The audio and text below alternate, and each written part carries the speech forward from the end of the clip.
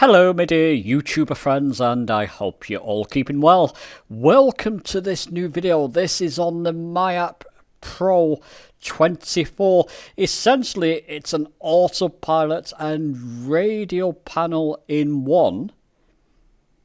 The best part is this can be used and is fully compatible on the Xbox platform in Microsoft Flight Sim, so your Xbox Series S or X. I'm going to show you this working on the Series S in this video. I was going to give you a quick overview of what's on the panel, price and that type of thing. Give you a demonstration of how it works on Xbox in Microsoft Flight Sim and go for a test flight. And at the end of the video, I'll give you my conclusions and recommendations. By the way, recommendations are sky high for this one. Well, okay, let's not dilly-dally. Let's get on with this video.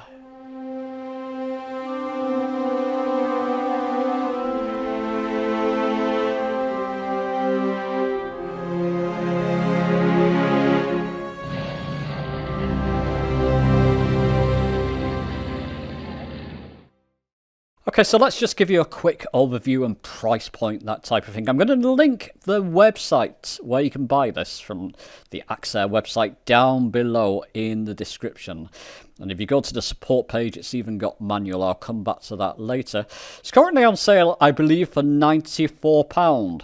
Now, I've been liaising with Axel, isn't it Axel, from Axair, and he's agreed to give a 10% discount for the first month, so you can get this for even less. With that 10% discount, it makes this an absolute steal. It's quite a small unit, so that's all linked for you down below in the description. Quite a small unit. There's my hand covering it. That's it in the palm of my hand. A bit smaller than I expected, but the button layout and knob layout is so well spaced. They're easy to get to. As you can see, lots of autopilot controls. And there's a surprise on this with Xbox, the way these are binded and what you get with it out of the box. I'll come on to that later. Autopilot controls, knobs for things like increasing your heading bug, vertical speed, autopilot reference speed. Something you don't find on these panels often. You got a frequency knob for your radio and nav, so your comm radios and nav radios, and it switches between. I'm going to show you a function on how this works on the Series S later. This is fantastic. There's a lot of features I've not seen on this unit that are on this unit that I've not seen on other similar small units like this. You've even got these buttons which act like shifters, like the way they describe it. It's like pressing the shift key on your keyboards. So I've not done that yet, but you can actually set up different profiles using these two buttons as well for this unit. Absolutely fantastic. It doesn't come with a USB Type-C cable. This is basically my Nokia charger, or one of them. So I had a spare one which is now plugged into my Series S.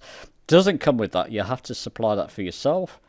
And I would recommend, I've only got a small length cable, getting a cable of about 3 meters or so. Comes with a little hole at the back here. You see that red light? It's actually a little hole. You have to press that in. It's configured first, I believe, out of the box for PC, which is the blue light.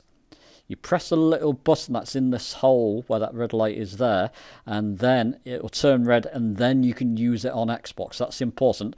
But I'm going to link the support page and the manual down below of how to install and how to get up and running. That's invaluable that you read that if you buy this, so you don't break the unit. There's also another hole which you don't want to be pressing on the back there for reset. So there's another hole there, but don't be doing that.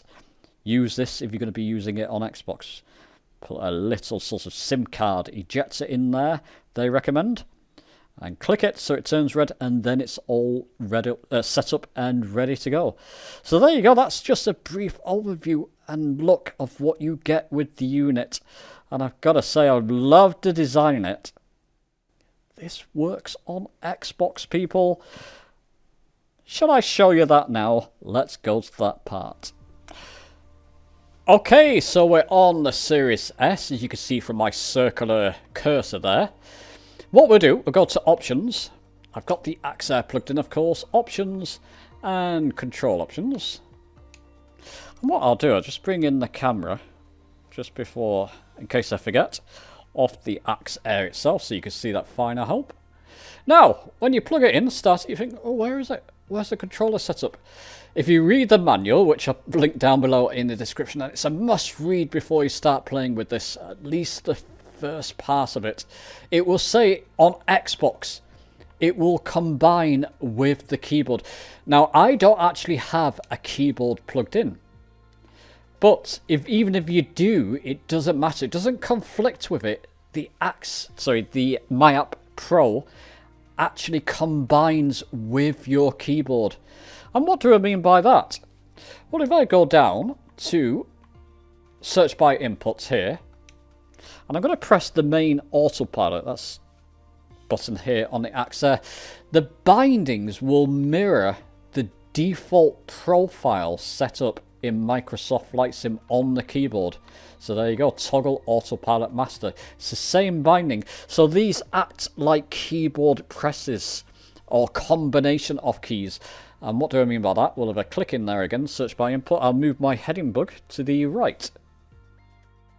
There you go. So it's a combination of keys here that it's got set up for that heading bug right, which correlate to the actual default keyboard bindings for increased heading bug in this case. Not all these buttons work, by the way.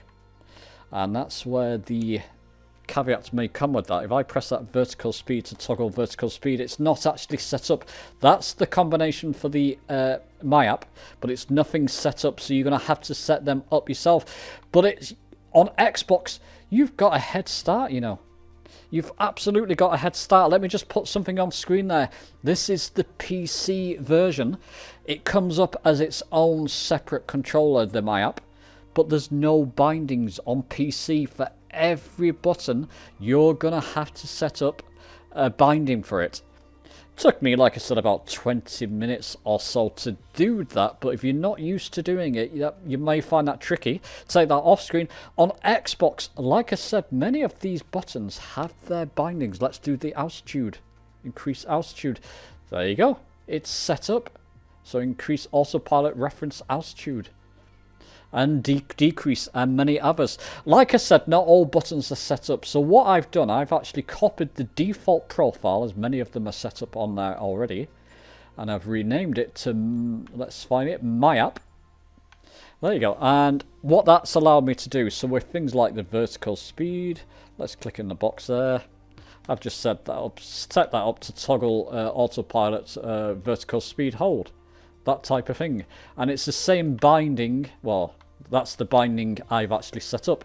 So it will bring up, I'll show you that in the aircraft later, it'll bring up the vertical speed reading, so I can alter that by increasing or decreasing vertical speed, which was set up by default. The COM knobs weren't set up, let me show you them. So if I go search by input, these weren't set up by default, I've had to do that. So I've got it on nav at the moment. And it's increasing numbers by whole by moving that. By the way, if I click that button in, let me just show you that, so my Xbox controller doesn't fall from my knee. See, it switches from megahertz to kilohertz. Let's just put it on kilohertz and move that knob again. So search by input. Move that knob again. It's now increasing by fractions and carry. I'll show you the effects of that.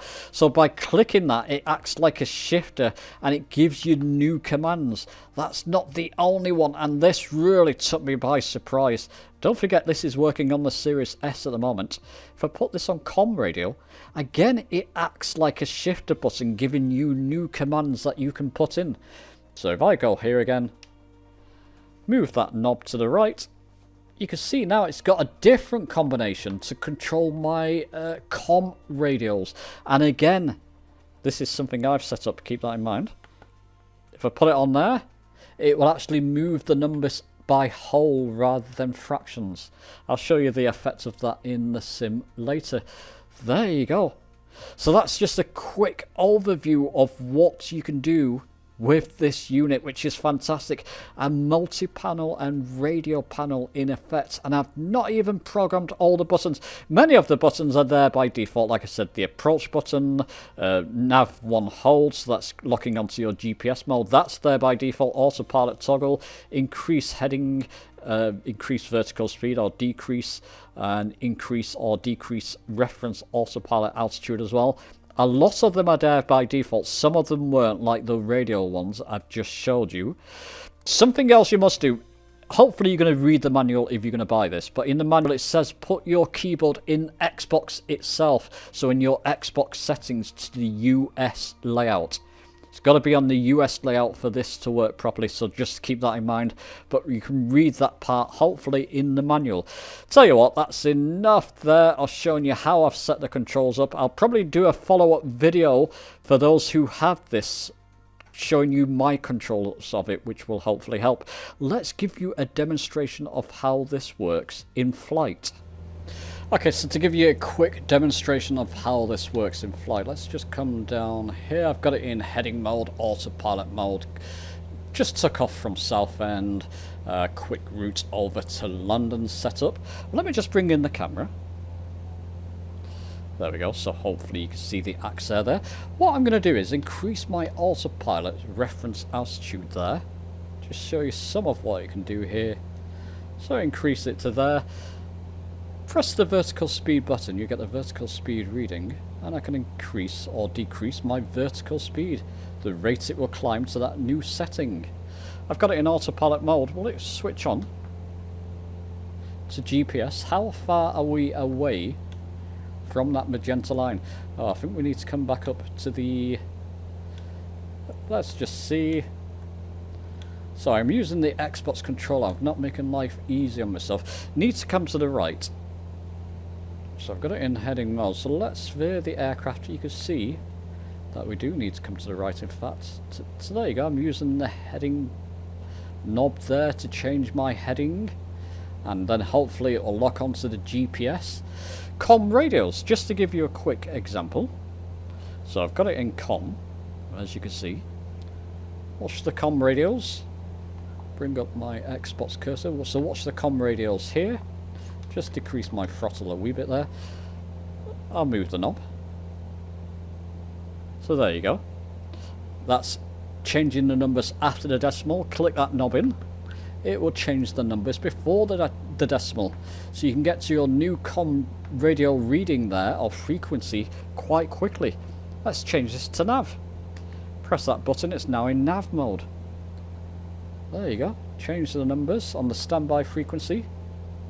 Numbers after the decimal, numbers before, and swap. Nav swap. There you go. That's now my active nav frequency. Swap it back to where it was again.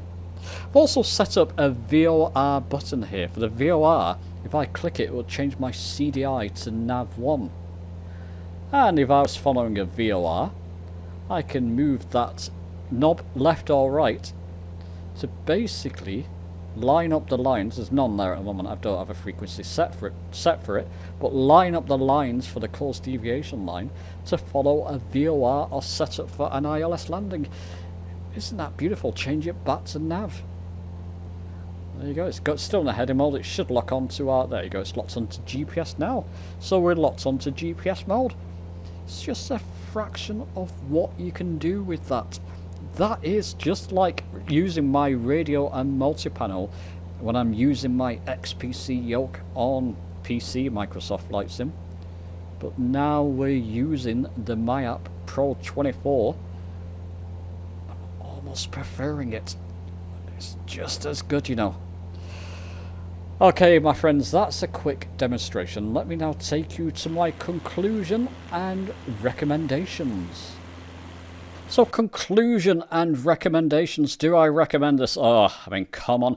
For Xbox, we've had nothing like this. People have watched my videos on my multi-panel and radio panel saying, oh, I wish there was something like that for Xbox. This is it. For that first month, 10% off. It's going to cost you under £80. If you bought the radio and multi-panel, if you have PC Flight Sim, it's going to cost probably somewhere £140, £150. It's almost half the price for this, and it's such a small and compact unit. You can literally put this anywhere, and the buttons just work beautifully in the sim itself. I've had no conflictions because it's based on keyboard bindings. They're going to work straight away with no problems. On PC, it does work. I'm concentrating on Xbox in this video, of course, but there's no default bindings. Just keep that in mind. You're going to have to set each one up step by step. I did the same as I did for my Xbox, and it took me only about 10-20 minutes. But if you're not used to setting bindings, that might get tricky. I'll probably do a video of the extra settings that I've set up that weren't on the default keyboard profile for Xbox. Just for people who are getting this, then you can have similar settings and you can add more at your whim, that type of thing. So huge recommendation from me for Xbox users specifically, even for PCers who don't want to spend that £140, £150 on the multi-panel and radio panel, or who are limited on space. This works beautifully on there too, and I've not delved into probably even half the features that this can do. Maybe I'll have to come back to it with the extra features in a future video, or more peripherals from Axair, which I'm hoping will happen as well. So there you go, big recommendation from me. Buy it if you're on Xbox. It's absolutely worth the price, especially with that discount. Get in the first month. Do let me know your thoughts on the video. Give it a like if you've enjoyed it. Subscribe for more, and I'll see you soon.